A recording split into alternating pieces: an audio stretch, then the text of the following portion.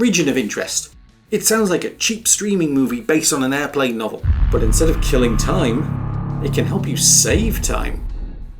Okay, that sounds like a line from a cheap streaming movie. Hey, and welcome to Solving FX. The time I discovered region of interest was when I accidentally clicked on it in the comp window and everything disappeared. After learning what ROI does, I began to understand its benefits. Region of interest limits the comp's preview to just the square you draw. In short, that means faster previews. When AE previews, it uses your computer's RAM to store each frame and adds a green dot to the timeline indicating that that frame is stored in RAM. Sooner or later, AE fills up the available RAM and your preview will end. Depending on how complex your scene is, that might mean you get 5, 10 or just 15 seconds worth. I've covered before a bunch of tricks you can use to get more real-time playback from AE, so this is just another tip really. Just select the icon below the comp window and click and draw a square. If you have the info panel open, you get the dimensions of the region of interest you're drawing, so you can dial in an exact size.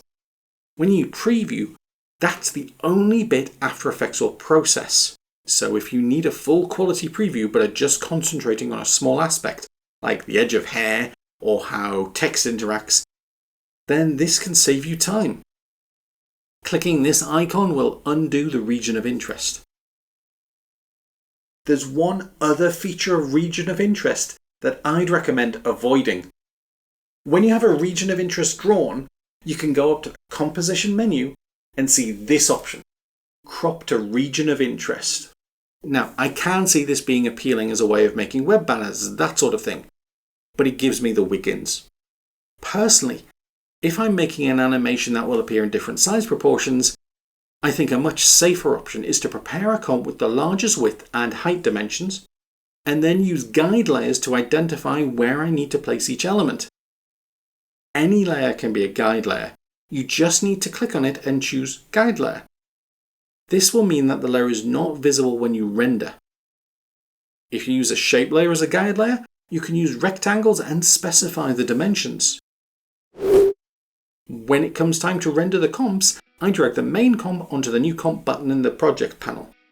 This creates a new comp with the OG comp as a layer, meaning that all the expressions, layer spaces and so on will still work. Then I go to Composition, Composition Settings and change the dimensions there.